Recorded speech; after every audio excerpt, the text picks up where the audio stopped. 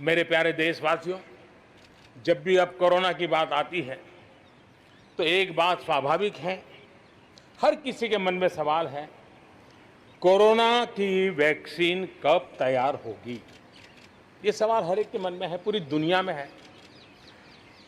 मैं आज देशवासियों को कहना चाहूँगा, देश के हमारे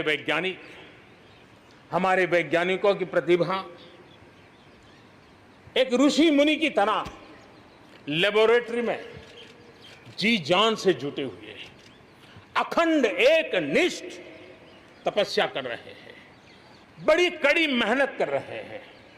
और भारत में एक नहीं, दो नहीं, तीन वैक्सीन उसके टेस्टिंग के अलग अलग चरण में है।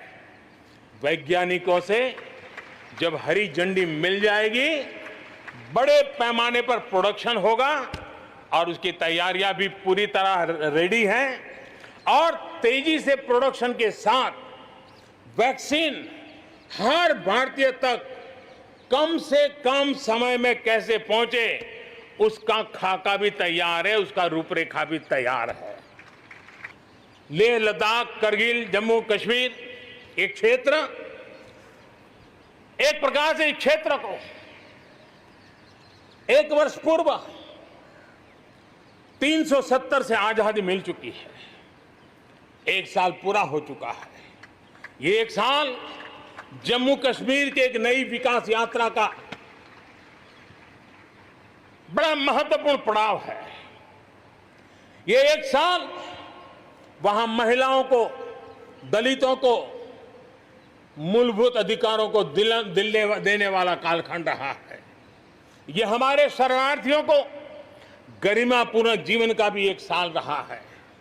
विकास का लाभ गांव और गरीब तक पहुंचाने के लिए बैक टू विलेजेस जैसे विशेष अभियान चलाए जा रहे हैं।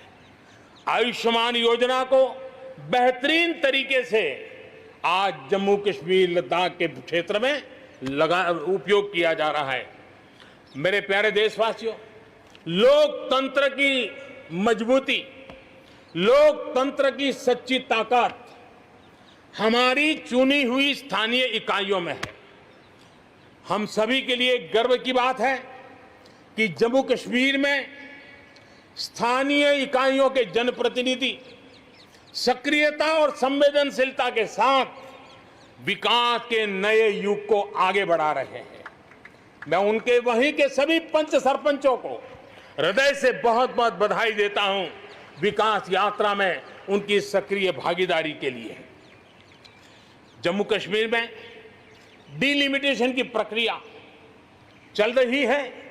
सुप्रीम कोर्ट के निवृत्त न्यायमूर्ति के नेतृत्व में डिलिमिटेशन का काम चल रहा है और जल्दी से डिलिमिटेशन का काम पूरा होते ही भविष्य में वहां चुनाव हो, जम्मू कश्मीर के एमएलए हो, जम्मू कश्मीर के मंत्रीगण हो, जम्मू कश्मीर के मुख्यमंत्रीगण हो, नई ऊर्जा के साथ विकास के मार्ग पर आगे बढ़े। इसके लिए देश प्रतिबद्ध भी है और प्रयासरत भी है। लद्दाख को केंद्र शासित प्रदेश बना करके बरसों पुरानी जो उनकी मांग थी, उनकी आकांक्षा थी, उस आकांक्षा को हमने पूर्ण करने का, उनको सम्मानित करने का एक बहुत बड़ा काम किया है। हिमालय की ऊंचाइयों में बसा लद्दाख विकास के नए शिखर की ओर आगे बढ़ रहा है। अब सेंट्रल यूनिवर्सिटी वहां पर बन रही है, नए रिसर्च सेंटर बन रहे हैं, होटल मैनेजमेंट के कोर्सेज वहां चल रहे हैं। बिजली के लिए 7,500 मेगावाट के सोलर पार्क के निर्माण की योजना बन रही है। लेकिन मेरे प्यारे देशवासियों, लद्दाख की कई विशेषता हैं। उन विशेषताओं को हमें संभालना भी है, संवारना भी है। और जैसे सिक्किम ने, हमारे नॉर्थ ईस्ट में सिक्किम ने अपनी एक ऑर्गेनिक स्टेट की पहचान बनाई है, वैसे ही लद्दाख, लेह, करगिल, ये पूरा क्षेत्र हमारे देश के लिए कार्बन न्यूट्रल इकाई के रूप में उसकी पहचान बना सकता है।